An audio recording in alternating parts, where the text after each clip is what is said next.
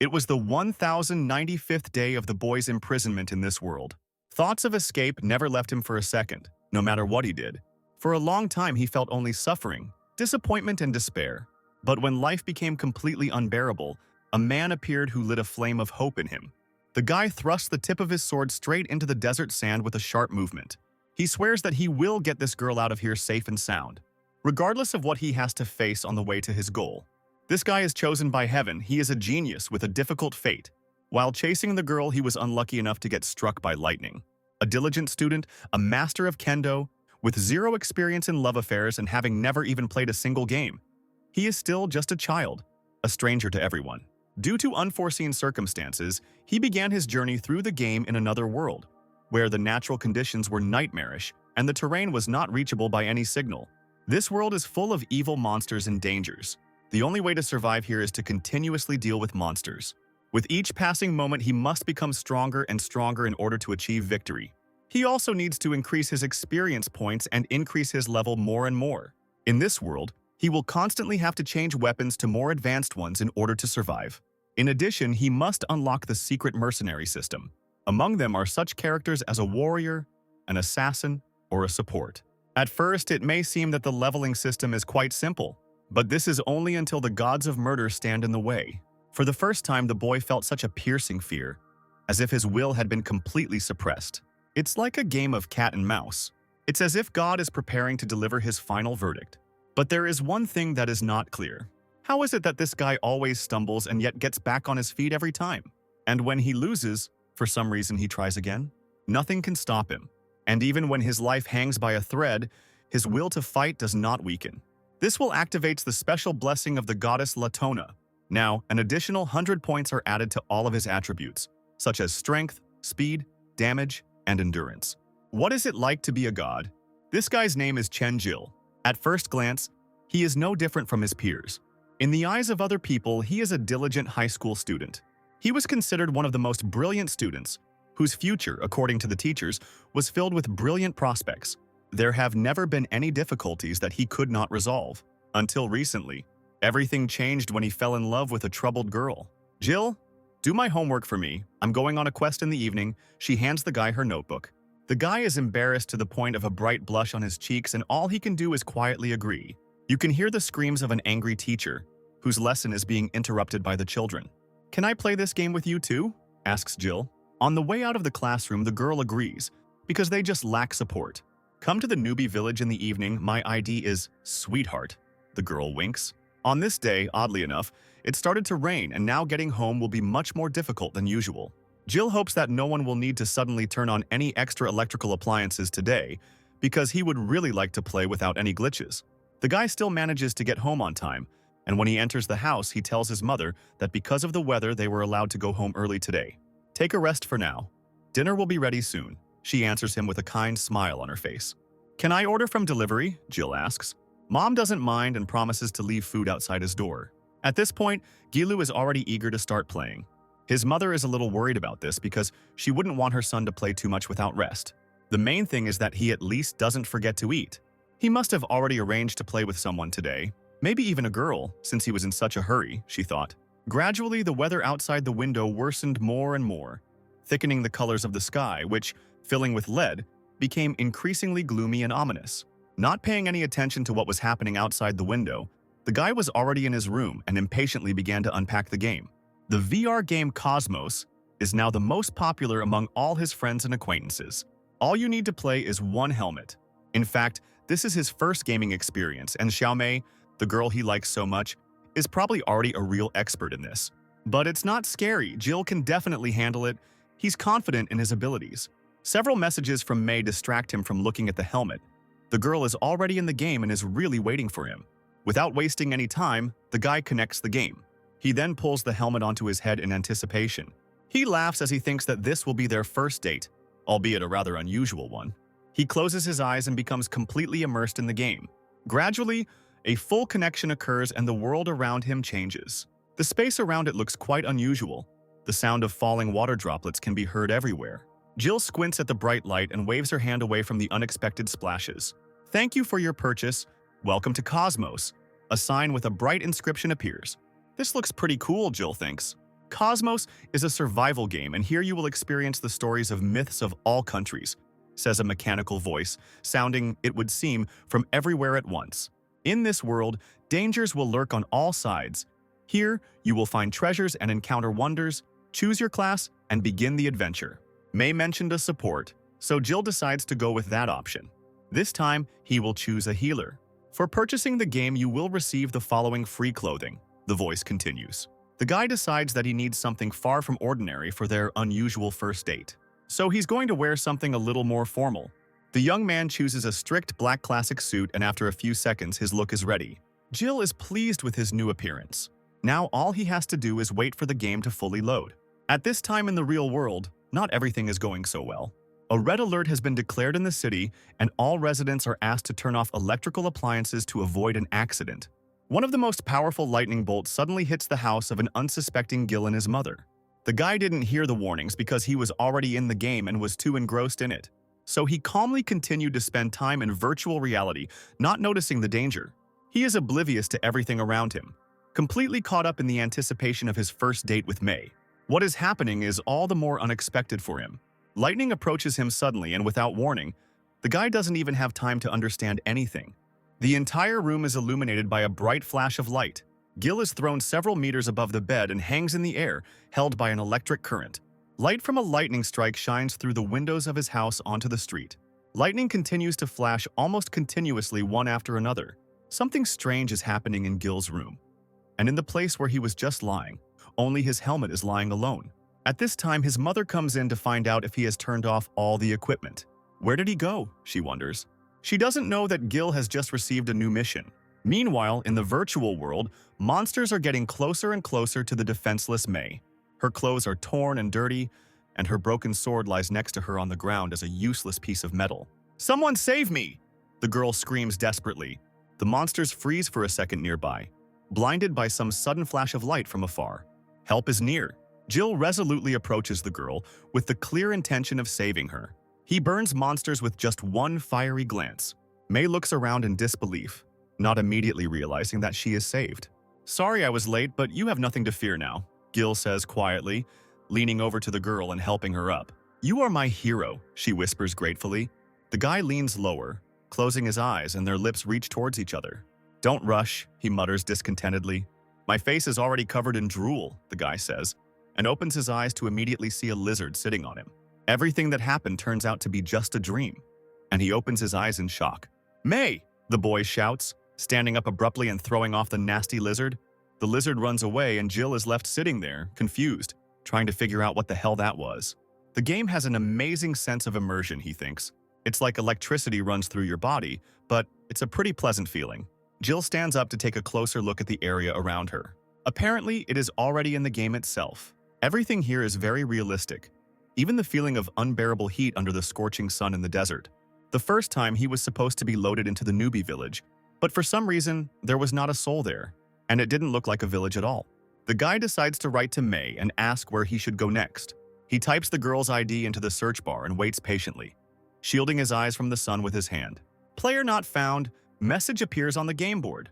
This is very strange. It shouldn't have happened, because Jill is sure that he correctly remembered the ID of the girl he likes. He decides to try to find the newcomer's village. Maybe May is already waiting for him somewhere nearby. Gil moves forward carefully, feeling every inch of the sandy surface, his boots sinking into the quicksand, leaving deep tracks behind them. The guy's gaze was fixed on the horizon, trying to catch at least some kind of landmark, and beads of sweat flowed down his tense face in a stormy stream. Eventually, a map appears in front of him with his current location. Gil realizes that he was mistaken and that the newcomer's village is nowhere to be found nearby. "Where have I ended up?" he thinks, puzzled. The guy decides to try contacting technical support. It brings up the game window and patiently waits for the signal to finish loading. The heat in this desert is felt not as just a high temperature, but as a dense, scorching wall that presses down on the entire body, preventing one from breathing or thinking calmly. In the bright rays of the sun, the sweat on his skin shines like small drops of dew. But this dew does not bring refreshment, but only reminds of the heat tormenting the body. The area you are located in is out of service area.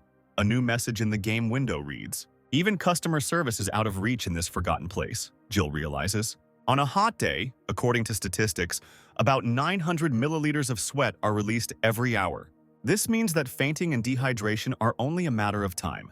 Jill did not expect the game to be so difficult and decides to leave this place to ask May in the real world in more detail what the matter is and how to play correctly.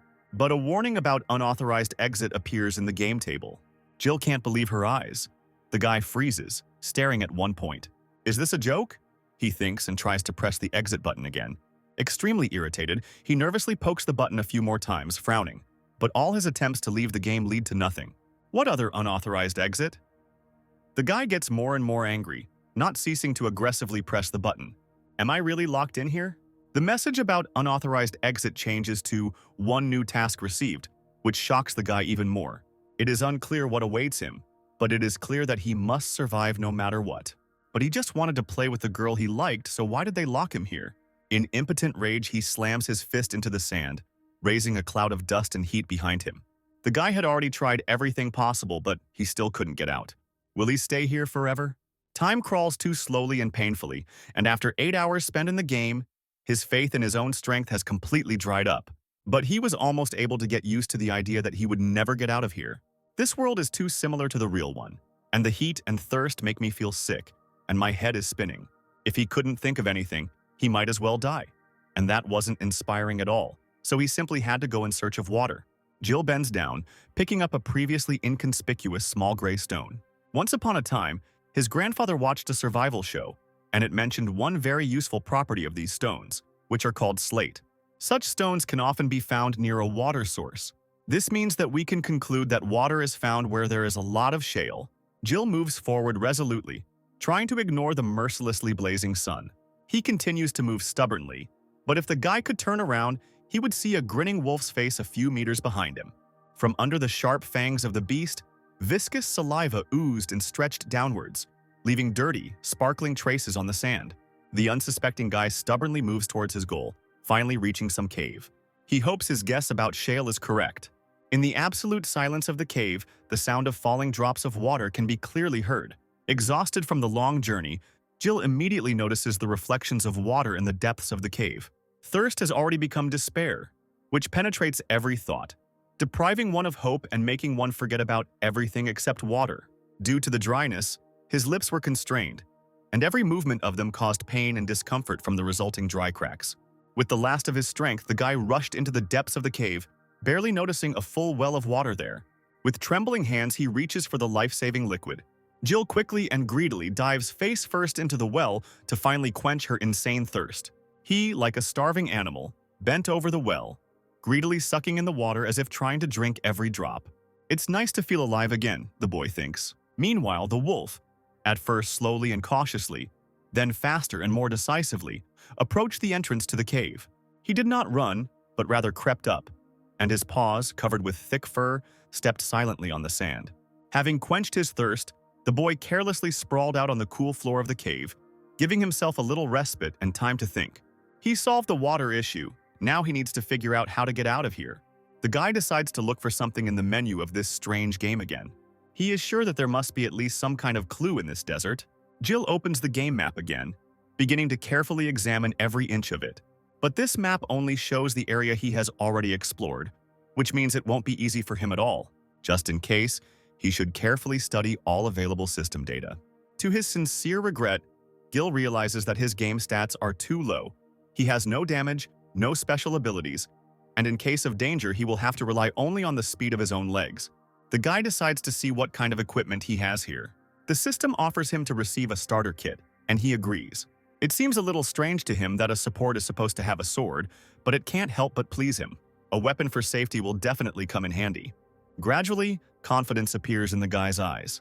He swings his sword a little clumsily, which is accompanied by the characteristic sound of an iron blade cutting through the air. The guy stands firmly on the ground, trying to find the balance necessary to control this weapon. Gil's grip on the hilt became more comfortable, and the tighter he gripped the sword, the more his determination grew, as if the weapon's power was being transferred to him. With a smooth swing, the sword glided through the air, leaving only a light trail behind it.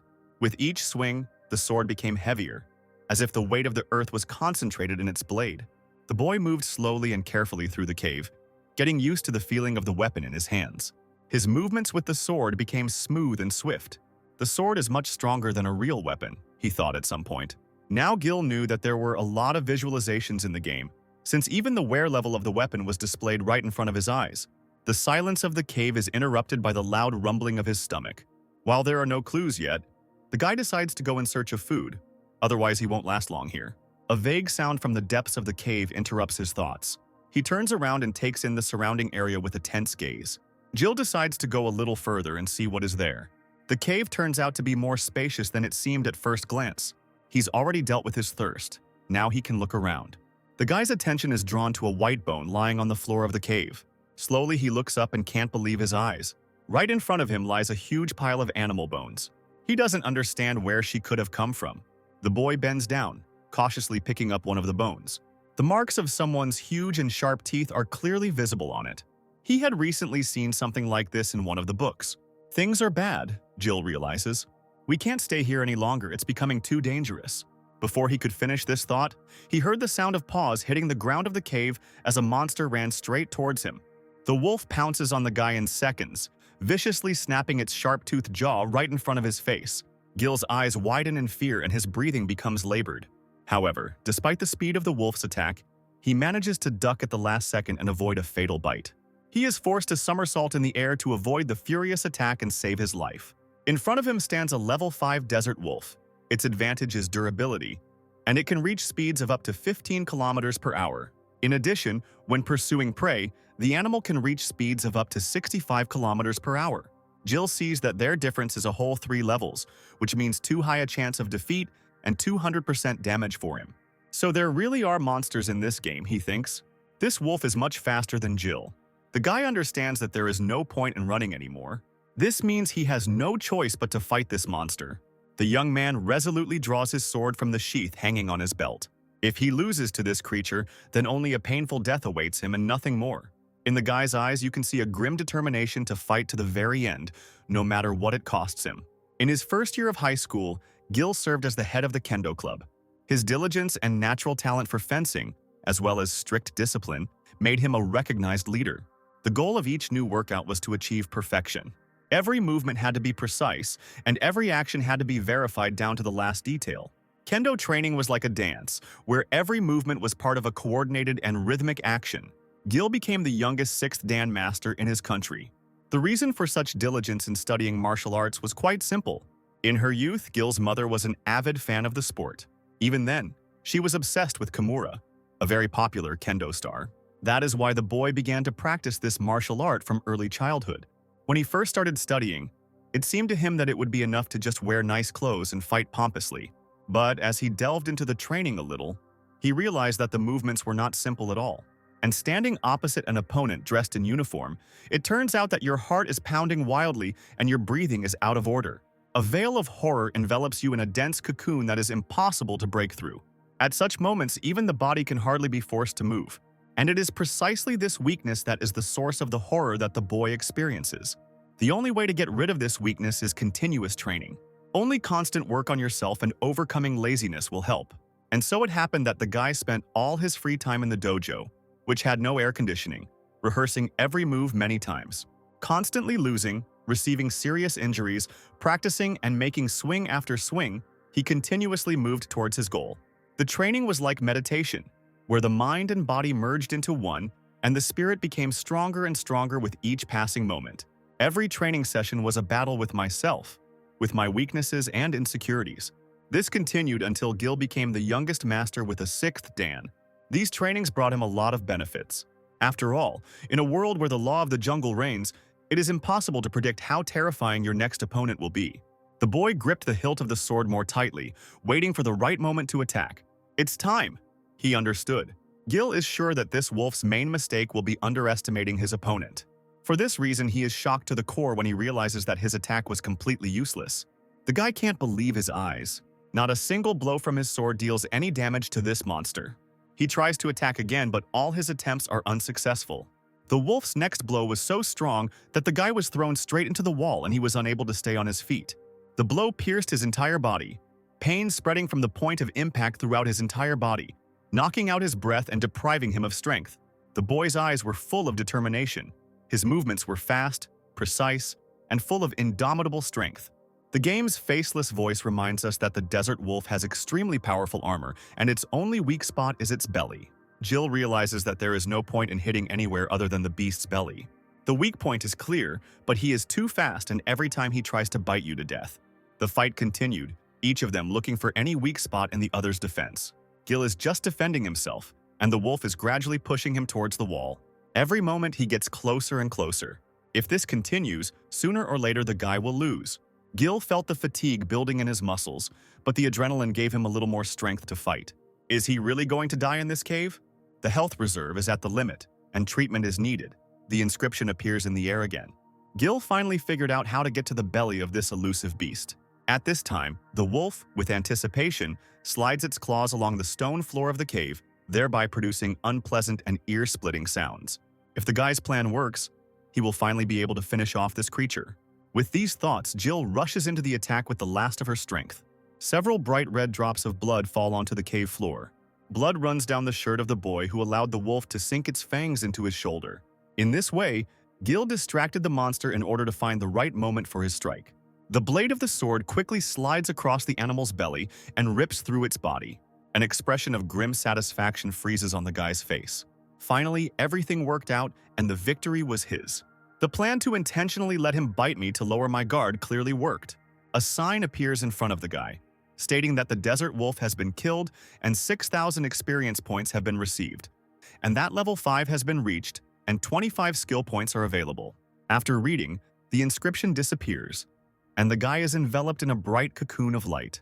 After gaining a new level, his wounds immediately healed, which is good news. The hidden level trading platform system is launched. This leaves the guy extremely confused. It is worth remembering that it is in the game world, and it is typical for games to give experience points for killing creatures, and for leveling up to award points for distribution. However, it is not entirely clear what the trading platform itself is. Jill decides to look at her and find out everything. Several bright windows with information appear before the guy's eyes. He sees a piece of equipment called Bloody Calamity, with some pretty powerful stats, but there's a lot more useful stuff besides that. Ritual Imperial Halberd. The Beauty of the Black Knight. Golden Glory. This is the trading platform the guy understands. A certain level is required to unlock the inventory, and purchasing items on the marketplace consumes the level. What is extremely unusual here is that in addition to weapons and armor, you can also buy household equipment and electrical appliances. Jill doesn't understand who would buy household appliances in the game, especially for so many levels, and the same mercenary system generally requires 100 levels. The guy decides to see what this system consists of. He presses a button and suddenly a girl in a mask appears right in front of his face. Jill looks at her in surprise. It takes him a while, but he realizes that it's just a hologram in front of him. Gradually, other figures appear next to her. A warrior who looks quite intimidating. A tank whose primary role is to absorb damage and prevent other allies from being attacked. A magician who can change the world around him according to his will. An assassin with a special talent for killing. The mercenary system in this game is quite diverse, Jill realizes. But then the guy's gaze falls on one of the figures that he had not noticed earlier. There is support in front of him. Who came up with such a helpless class? Jill is indignant. At this rate, he'll be stuck here forever. At this time, the system notifies the guy that with his current level, it is possible to unlock only everyday goods. Jill is annoyed because he remembers it very well. Everyday goods have been unlocked in 5 levels and the activation was successful. The guy gets 5 sugar buns and 3 packs of cola. Now he can survive for some time on the purchased food and not die of hunger. However, he still needs to get out of here somehow, and Jill asks the system to show him the characteristics window. Therefore, the guy will have to temporarily rely on increasing characteristics, because they will directly affect his future fate. Armor determines survivability. Magic affects damage from magical attacks. Strength increases physical damage. Endurance improves defense. And agility significantly improves movement speed. In the fight with the desert wolf, the difference between them was 5 levels, but in strength and speed, he far surpassed the guy. And if in the future he encountered other beast monsters, then it would be good to become faster and increase damage in order to win. The guy chooses the right combination, and now 5 points of armor will make him more resilient. 10 points of strength will help him better withstand attacks from monsters, and the remaining points will increase speed. After the characteristics are strengthened, the body also changes. It is filled with strength and becomes even more flexible. It is quite a pleasant feeling of strengthening the whole body. Suddenly, the guy hears a loud howl behind him and turns around. Right in front of him stands a whole pack of wolves growling angrily. And this is very useful, because it will be an opportunity to evaluate the results of the pumping. "Today, not a stone will be left standing of your lair," the boy screams. Without a moment's hesitation, the whole pack of wolves pounced on him, intending to make themselves a tasty dinner. With each attack and parry, the cave filled with the sounds of combat, such as metallic clanging, growling, or paws hitting stone. However, this time, Gil only needed one deft move to cut off the head of any of these monsters. With his current damage, these wolves' armor won't save them from death. The wolves' brightly shining eyes are filled with rage and bloodlust. However, with each swing of the sword, the number of the pack rapidly decreases. The increase in stats has improved sword art as well. This guy, now even faster and more agile, easily dodged bites and claws, delivering accurate blows. The pack of wolves watched in bewilderment as the boy soared up to the very ceiling before his next attack. He does not allow the wolves to surround him, constantly changing positions and striking, knocking the animals out of action with each movement. The blade of his sword, rising and falling, blocks their path, leaving them no chance to break through to him and attack. The sword strikes are precise and deadly, hitting the target every time. With the increased level, killing monsters is now much easier. After this fight, the guy reaches level 15 and gets additional points. By the time the battle ends, it is already night outside.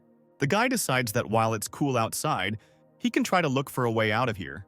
He steps out of the cave and his foot immediately hits something soft. The guy's eyes widen in surprise. He looks up and sees a huge number of bloody wolf corpses scattered around the cave. Jill can't understand why they are all dead. Who did this? He bends over one of the dead animals, trying to get more information. The guy's attention is drawn to a sound coming from somewhere above. He looks up and intuitively his hand already reaches for the sword. A strange and rather frightening picture appears before his eyes. Nearby, Jill sees the silhouette of an unusual man, who is tearing apart huge monsters with his bare hands at this very moment. Who is this? The guy thinks tensely, trying to get a better look. He is too far away from the man to see his face. In his mind, he figures out what to do next. The guy decides to head in the direction where he saw the silhouette of this man. He doesn't find anyone, but judging by the corpses of the wolves, there was definitely someone here, there's no doubt about it. Maybe he was also trapped in this strange game? The guy uses his sword to lift one of the corpses to examine it in more detail. It was as if all the blood had been sucked out of this wolf. Doubts begin to creep into the guy's head. Was it really another player who resorted to such brutality? Gil quickly realizes that he was wrong in his assumptions. Another sign warns him that an unidentified living creature of medium danger and hostility level has been detected. The creature is a highly spiritual being and is about to attack. The guy listens intently. Thanks to this, he is able to choose the right moment to strike. A few drops of bright blood drip from his sword. He managed to wound the new monster that had gotten too close. However, this reduced the durability of his weapon by a whopping 25%. The guy realizes that it wasn't a man who killed the wolves. The new monster slowly and smoothly approaches him. Jill realizes that this fight will not be as easy as the previous one. This monster is much stronger and of a much higher class than those wolves. He and these desert wolves are completely different opponents. The guy gets a better grip on the hilt of his sword. If his stats hadn't increased after leveling up, he would have been dead long ago. Even now, the wounds from the claws have not yet completely closed. Jill watches in amazement as the new monster quickly repairs the damage done to it. He grew a new arm to replace the severed one with astonishing ease, as if it were no effort at all. A notification appears stating that the name of this monster is Wandering Executor. The ruler who lives in the Rarknaya desert has perfect speed, is at the top of the food chain here and feeds on the blood of any living creature. A man cannot hide if the Wandering Master is out hunting. Gil thought he was prepared to meet all sorts of monsters in this world, but the chilling power of this creature seemed to nail him to the ground. This inexplicable power seems to take control of his body. For the first time, the guy experiences such inexplicable horror. Now he realizes that the hunt has already begun for him. This makes him feel some degree of despair. The new monster has no intention of wasting time and immediately rushes into attack. His movements are lightning fast, sharp and precise. Gil clenches his teeth nervously, a drop of salty sweat running down his tense face. Meanwhile, the Wandering Master is already reaching out his hands to him. At the last second, the guy manages to dodge the attack. He dodges, blocks, and parries every blow of the monster, using all his experience and skill. "You know I don't care," he thinks. Jill decides to take this fight with honor and not let the monster kill her. He will no longer be intimidated. The monster moves like the elusive wind, dodging the heavy sword blows. His movements are bestial, chaotic. He does not adhere to any rules and does not spare the enemy. The guy can't keep up with the speed of the monster. Just now he was right in front of my face, and now he's already flashing somewhere behind my back. The wandering executor seeks to corner Gil, using fear and terror as his weapons. The guy fails to deflect another powerful blow and is thrown to the side. Gil falls to the ground, breathing heavily and disoriented. The impact with the stone surface causes him severe pain that penetrates his entire body. At the last second of his fall, he manages to brace himself against the floor with the blade of his sword. He needs a few seconds to catch his breath. Now he understands exactly what high speed this monster was going to be, which his game system was warning him about. The guy quickly comes to his senses and prepares to fight again. But his strength gradually leaves him, and it becomes more and more difficult to stay on his feet. Halu Kalu. The monster says something incomprehensible to him. Before Jill even has time to understand anything, the ruler is already next to him again. The monster's heavy fist slams into his stomach like a hammer. The guy's face contorts in pain and he drops his own sword. The blow bends him in half and the guy grabs the injured area. Jill leans down helplessly and coughs up her own blood. This blow could well have taken his life. But what is this monster up to? If you look closely, you can see a sinister smile on the face of the ruler. He delivers another of his most powerful blows. The guy falls to the ground again, clenching his teeth in pain.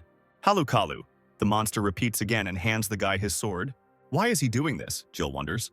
It is unclear what this terrifying creature wants from him. In response to the silent question, the monster puts his hand to his neck, showing a completely understandable action. He suggests that Gil try to kill him again. Now he looks like a cat that has caught a mouse and is in no hurry to eat its prey. He wants to play with his victim to his heart's content before he starts eating. So the guy takes the sword and the fight continues until dawn. Once again, Gil falls to the ground, his weapon's durability already reduced by 80%. This monster is too fast and cannot be hit with normal attacks. Gil can do nothing as the executor grabs him by the collar of his shirt and drags him towards him. The monster's hand reaches for his throat. He grabs the guy by the neck and lifts him into the air with one hand, as if he weighs nothing at all. Man, the monster says mockingly. Can he even talk? Jill is perplexed. A man as weak as a maggot. The monster continues to mock. The guy comes to his senses from the shock, and with one movement takes away the monster's hand again in order to free himself. He quickly retreats to a safe distance. This monster is like a disgusting insect, he's sure. The ruler watches with complete calm as his hand regenerates. The last time I came across interesting people was about 100 years ago, he laughs. You're interesting too, Jill replies angrily. It had been a long time since he felt his blood boil. His family, friends, and past life are very far from him now. Therefore, Jill has no moral right to abandon them and die here. Wait for me, the boy screams. Thoughts about his loved ones give him new strength. Once again, the guy's figure is enveloped in a warm, bright light. His eyes burn with rage and a relentless desire to win. The light grows larger and stronger, completely enveloping the figure of the young man. Gil's hair seems to be electrified. His will to fight activated the special blessing of the goddess Latona. The guy gets plus 100 points to all his attributes, such as speed, strength, damage, and endurance. With renewed strength, he raises his sword above his head again, ready to continue the hard battle. Now you look like someone who has power, the monster tells him. This makes the young man even more angry. Now his movements are even faster and more precise, and his gaze is full of courage and unwavering will. The monster continues to laugh, its laughter echoing throughout the space, like a mockery of the boy's desperate efforts. Gil launches into another attack, his sword flashing like lightning, cutting through the air with mad fury. He delivers a series of quick strikes, trying to break through the monster's defense, but his attacks still bounce off the monster as if it were some kind of stone.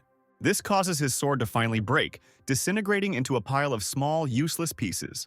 But this does not stop the guy. He throws the now unnecessary weapon aside and continues the battle. Now his own fists become his weapon.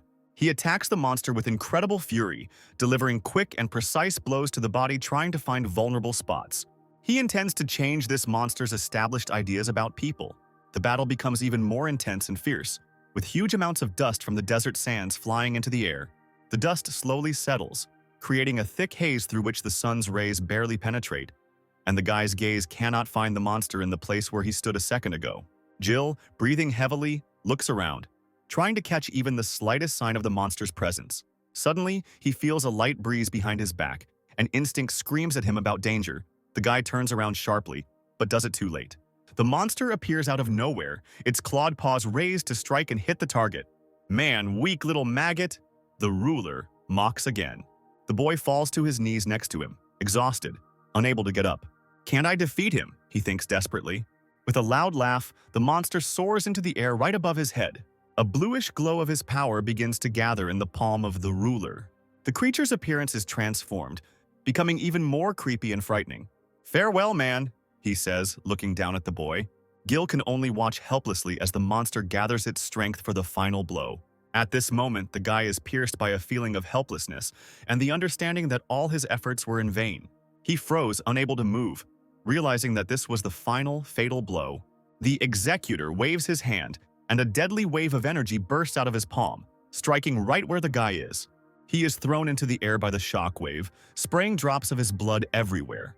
For a moment, there is a deafening silence broken only by the whistling wind, allowing the sound of the falling body to be lost in the chaos.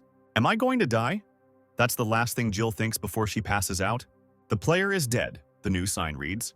Some time passes before Jill suddenly wakes up again. He is on a bed in a room that is completely unfamiliar to him. The guy is overcome with nervous laughter. Am I still alive? He wonders. Is he out of the game? Jill doesn't understand at all what's happening to him. Where is it located anyway? There is still a game window in front of him, which means he is still locked here. This realization makes the guy feel despondent again. However, it is obvious that he was killed by that monster, and now suddenly lies here, safe and sound. How come there isn't even a single wound on his body, he wonders, lifting his shirt and looking at himself for any unhealed injuries. Suddenly, the door to the room opens. A beautiful girl in a light dress carefully enters inside, holding something tightly in her hands. Have you come to your senses yet? She asks in surprise. Jill looks back at her in bewilderment, frozen in the pose in which he examined the lack of damage on his body. He greets awkwardly, immediately tugging his shirt down. Grandpa Ubby, he's awake! The girl screams loudly. Am I really in a newbie village? The boy thinks. At this time, Ubi's grandfather is busy planting vegetation on the street near the house. He looks up when he hears his name being called. Quite quickly, the man returns back to the house. You say you were killed by that monster? After listening to the guy's story, he clarifies. Yes, it went right through my chest, Jill confirms. He learns that Ubi's grandfather recently went hunting as usual and accidentally found him. It turns out that he was dying, but somehow miraculously managed to survive. However, he is not in the game at all and not at all in the newbie village. This is not a game at all. The guy is surprised because he is sure that this is a game world and there is some kind of mistake here. An idea comes to him on how to prove his case. The guy calls up the game window to show it to his new acquaintances and convince them. The girl and Ubi look closely at the place the guy points to. Jill diligently shows them the taskbar, equipment, system status bar, and map. However, he has not yet realized that these two do not see anything of what he is trying to show them. Gil complains that there is no connection with the outside world at all, and he can't even find Xiaomei's ID. That's why he doesn't know how to get out of here. I want to go home, the boy cries out in despair. He is not ready to hear Grandpa Ubby's answer. No one knows how to get out of the Latona Desert, the man tells him. How is this even possible and how did you get here? Jill wonders. The girl explains to him that several years ago, while on the mainland of Bergama, she and her grandfather were caught in a thunderstorm while hunting a titanosaur and woke up here. Grandfather believes that they are in the legendary Latona Desert, where even the gods are trapped. Freedom can only be gained by finding the Hall of Herpes' ancestors. According to legend, the part of the desert where it is located is a never-ending labyrinth and no one has ever managed to return from there alive. Gradually, everyone who comes here accepts their fate and gives up, not even hoping to find the Hall of the Ancestors, because instead of going to certain death, it is better to live this life well. Every year, someone ends up in this desert. But Grandpa Ubby had never heard of anyone getting out of here. He advises the boy to come to terms with it and later go for a walk around town with his granddaughter Sally. Gil is still convinced that this is impossible and that he is in fact in some kind of game. The guy's thoughts are interrupted by the appearance of a new task sign. The revenge of the untimely deceased Herpes, the inscription reads. It is now clear that thanks to the protection of Herpes' spirit, Gil was able to resurrect, and in return, he must help him unlock the seal. You need to find a temple in the Latona Desert, defeat the monster Nabolusi, who guards the seal, and free Herpes. As a reward, in addition to the seal, he will receive the key to the Latona Desert. Even after all this time, Gil still doesn't understand why he ended up here. However, now he at least has a clear goal. You just need to find the Temple of Herpy and complete the mission. When the time comes, he will definitely find a way to get out of here. The guy thinks about all this leisurely, comfortably settled on the green grass under the warm sun. Sally soon joins him. She searched for him for half a day and was only now able to find him. Jill justifies himself by saying that he always goes out for a walk when he has nothing else to do. The grass, lush and green, breaks off as if by magic, giving way to a dry desert. Sally tells him that the place they are now in is surrounded by desert on all sides. So wherever you go, the desert will be everywhere. Jill looks around sadly. It looks like it will be really difficult to find the temple, and it will take a lot of time. He must leave this place at any cost. Sally is sure that no temple exists, and that Jill will simply die if she leaves here. But even her words can't stop him. Gil had already died once, and he would find that temple no matter what it took. He leaves, urging the girl to return back to the city with him. They slowly walk back, discussing what happened along the way. "Do you really want to go look for that temple?" Sally asks, upset. Jill is 100% confident that his answer will be positive. The girl is worried that the desert is teeming with dangerous monsters that an ordinary person cannot cope with. The guy believes that his fighting abilities are quite outstanding, and he will be able to cope with this problem. Their conversation is interrupted by flashes of someone's unusual purple power. This is the first time Jill has seen something like this. A few steps away from the couple, a loud explosion thunders, raising dust and small stones into the air. The cloud of dust raised by the explosion, like a giant curtain, hides everything around for a moment. And the sound still rings in the ears, making the heart beat faster and the body tense in anticipation. Through this ringing, leisurely steps can be heard. A group of 3 people unknown to Gil walk towards them with satisfied smiles on their faces. The fish got caught on the hook. One of them laughs, smiling bloodthirstily. Coughing from the dust, Jill covers her mouth with her hand, trying to see the source of the sound. He realizes that he needs to figure out what's going on before he rushes into battle. Gil glances at Sally and his eyes widen in surprise as he sees her body engulfed in bright flames, as if she herself had become a living fire. This fire does not appear natural, but rather a manifestation of her inner strength, fierce and unstoppable. "Here we meet again, Sally." The same guy grins. "You again, Boban?" the girl says to him in displeasure. Jill doesn't understand who it is and why they attack them. "I completely forgot to tell you, the robbers will be scarier than any monsters," Sally answers him. "They don't want to hunt in the desert, so they rob other people," she says, with bitterness and hatred in her voice. "These worthless creatures live by killing their own kind." The bandit leader is once again enveloped in that bright purple glow of his power. What kind of ability is this? Jill wonders. Together with the girl, he freezes in front of the robber, ready for any turn of events. The leader laughs again that today Sally will not escape as easily as the last time they met. The girl is once again enveloped in the fiery glow of her power. "Go back to Grandpa Ubby, I can handle this," she shouts to Gil. At this time, Ubby stands calmly near their house, watching the changing weather. It looks like a thunderstorm is starting again. The man, however, remains calm as he looks at the approaching dark clouds. Suddenly, a clap of thunder, like an explosion, breaks the silence, and lightning follows, piercing the night sky with frightening speed. The man walks slowly forward. All he can think about is that his granddaughter Sally should have come home by now. Meanwhile, tensions between Sally, Gil, and the bandits only increase. The gang leader reminds him that the girl's strength cannot harm him, no matter how hard she tries. He demands that she come with him, and then maybe he will spare this idiot next to her. "Don't even dream about it," the girl shouts back at him. "Then don't blame me for being rude," Boban smirks. Sally is still trying to send Gil home, assuring him that she will figure out how to stop these bandits. "No need," the guy quietly answers her. The girl is surprised and puzzled by this answer. Jill explains that the word escape is unfamiliar to him. Even though they have only known each other for a short time, he is definitely not the kind of person who would abandon his comrade in difficult times. The guy's fiery speech is interrupted by Boban's hand, which rushes straight at his face. Jill is not prepared for such a sudden attack and does not have time to repel the attack. The shockwave from the attack sends Gil flying backwards, slamming his back into a nearby tree as Sally watches helplessly. Boban is pleased with himself and does not miss the opportunity to mock the guy and show his superiority. Here we have a tradition of proving something not with words but with force. The bandit leader grins, and his voice is full of poison and self-satisfaction, demonstrating his strength and power. He doesn't expect Jill to grab his wrist with a confident grip, removing the stranger's hand from her face. The robber was sure that his opponent was defeated and frightened, but this turned out to be completely wrong. "Is attacking from behind the force you speak of?" Gil asks. effortlessly continuing to hold the bandit's wrist. Boban, still stunned by Gil's confidence and sarcasm, doesn't have time to react when Gil, without letting go of his wrist, throws a powerful punch straight into his face. The bandit jumps back in disgust, finally freeing his wrist from the guy's tight grip.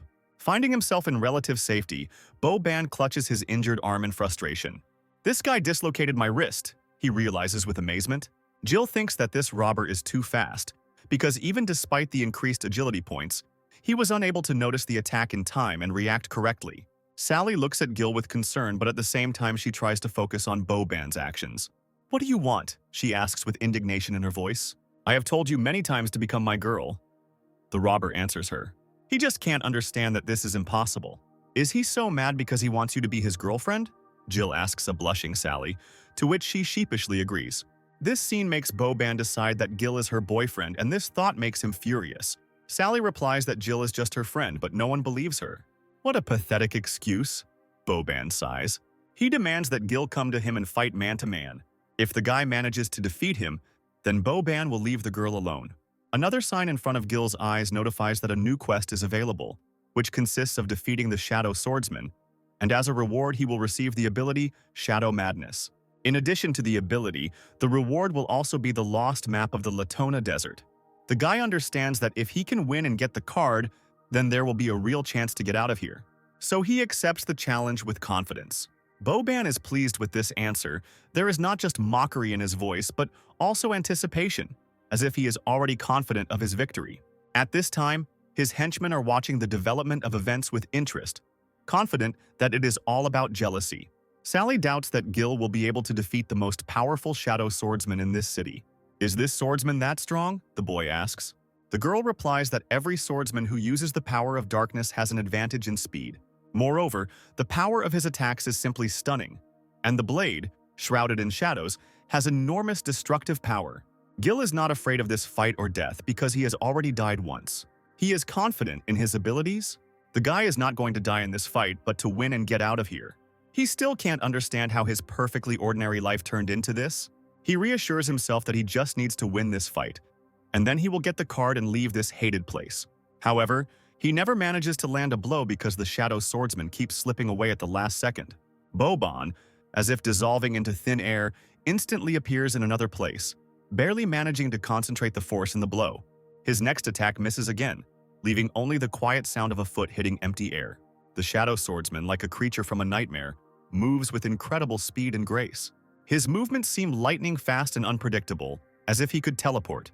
Is this all that the guy Sally likes can do? Boban laughs loudly. Gil finds it strange that the Shadow Swordsman only dodges but doesn't attack. Sally decides to go with the bandits and send Gil after Grandfather Ubby, because she is convinced that only he is strong enough to win this fight. But the guy categorically disagrees with this decision. In any case, the battle can no longer be avoided, but if he can win, then they will leave this forgotten place. Sally doesn't understand him. After all, how can victory in a fight and the opportunity to leave here be connected?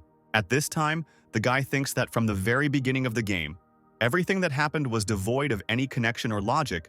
After death, he was miraculously resurrected. And now, suddenly a notification appeared that he could get the card only by defeating Boban. It all looks like a simple coincidence, but for some reason it seems to him that there is someone behind all this. Boban is eager to continue the battle. He thrusts his sword deep into the ground and begins to mock again. Scared? But it's too late to retreat, the robber laughs. Jill replies that the only one who is afraid here is Boban, because all he does is constantly dodge attacks. It's just no fun fighting an unarmed piece of shit. The swordsman shrugs. Since we have a duel, let everything be fair. With these words, he throws the sword in one smooth motion straight into Gil's hands. It was a quick and accurate throw, the bandit wielding his weapon with grace and ease. The guy catches the sword, immediately feeling the cold of the steel and the weight of the handle. Boban clarifies that he doesn't want Sally and his subordinates to think that he is simply beating up an unarmed man. His colleagues are surprised that their boss is so kind today. Sally just watches what is happening in despair and silence. Jill replies that the robber doesn't look like he plays by the rules, since the memory of that vile attack from behind is still fresh. I just react quickly in a critical situation. The Shadow Swordsman justifies himself. Now they will fight in a fair fight. No matter how exactly, Gil must win to get the card. Boban intends to show him the true power of the shadows. Jill understands that his future and his chance to get out of this damned place depend on this fight. The guy makes a swift lunge, pointing the tip of the sword towards the enemy. Boban smirked smugly. He makes a sharp dash forward, like a shadow sliding across the ground. Jill, seeing Boban advancing, does not lose her composure. The fight is gaining momentum, and the tension is increasing with every second. Gil's sword, describing fast and precise circles, repels Boban's attacks. The robber, without retreating a single step, continues to circle around the enemy, his movements becoming faster and more unpredictable. Jill tries to anticipate every attack of her opponent, constantly analyzing his movements. But the Shadow Swordsman uses his magic to create illusions and deceive the enemy, distracting their attention and making it difficult to defend. These illusions force him to be on guard all the time, not allowing him to relax for a second. Dark shapes dart around Gil like ghosts, giving the impression that he is fighting multiple opponents at once. Gil feels his strength gradually fading, and he begins to gasp for breath, his hands shaking from the constant tension. Things are bad, the guy realizes. Sally calls out to him in a panic, but doesn't have time to warn him. The Shadow Swordsman strikes. Gil loses 300 experience points at once, leaving him with only 700. Drops of blood slowly drip from Boban's sword onto the ground. He is confident that Gil cannot defeat him. However, he cannot give up and decides to use his healing abilities. Therefore, he agrees to the game's offer to use his ability. He understands that he needs to use all his resources to survive. With his ability, he stops bleeding and restores his strength a little, returning experience points back. Seeing this, the Shadow Swordsman and his minions begin to mock even more. Some pathetic priest is not worthy of fighting with me. This is Boban speaking. Are you afraid of embarrassing yourself by losing to a priest in front of Sally? Jill laughs back. This drives the bandit leader into a state of rage. Jill demands that they not waste time talking and continue the fight. Since that's the case, Boban intends to show him the true power of the Shadow Swordsman. His shadow seems to break away from his body, and the next moment several exact copies of him appear next to him.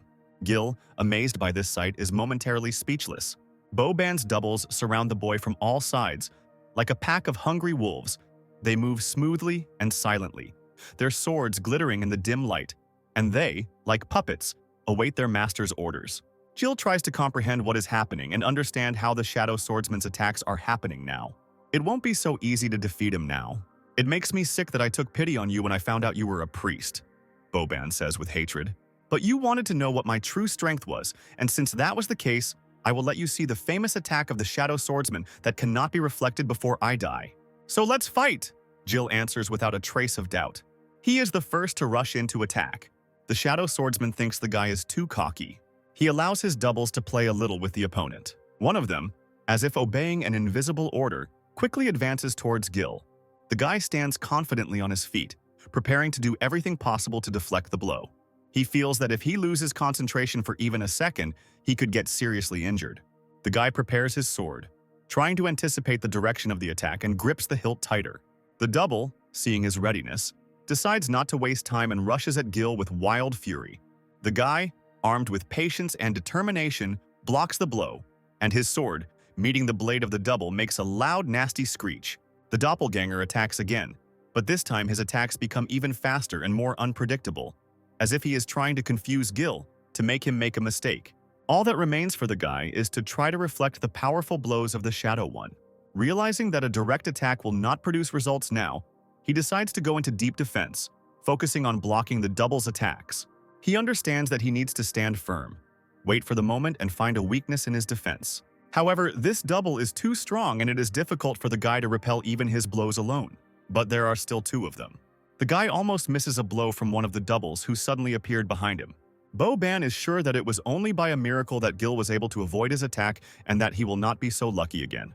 But the next time the guy manages to react in time, the sounds of swords cutting through the air fill the entire space around the opponents. Jill deflects another blow and the sword falls to the ground with a loud thud. Sally is surprised and shocked. The other robbers look the same way, with silent surprise in their eyes. Boban doesn't understand how the guy managed to dodge the blow, because he was aiming straight at his heart. What the hell is going on here, he wonders. Gil exhales tiredly. He was very close to death now. A new sign notifies that the guy has received a bonus to agility and unlocked a new ability, Lightning Strike. His passive skill is that when faced with mortal danger, he gains abilities based on his agility level. When using the Lightning Strike ability, he will be able to dodge any physical attack for 2 seconds. However, the ability does not apply to magical attacks. But nevertheless, during the next attack, his power is concentrated in one place to deliver a fatal blow. Jill realizes that if it weren't for this ability, he would have already gone to the next world. At first, he thinks that one double has already been defeated, and now all that remains is to deal with the second. But from the Shadow Swordsman's laughter, he quickly realizes that this is not the case at all. Boban is sure that the guy was just lucky to avoid the attack again. However, it was just a double, and all the fun was just beginning. With these words, he calls the sword back to himself. To pity one's enemy means to harm oneself, he realizes. He and his doubles underestimated this guy, but it's time to fix that. The games are over, says the bandit leader. Now each of the shadows has 2 swords in their hands. Gil remains unarmed, but this does not diminish his confidence. He clenches his fist tensely and waits for the next attack. This fight will be decisive.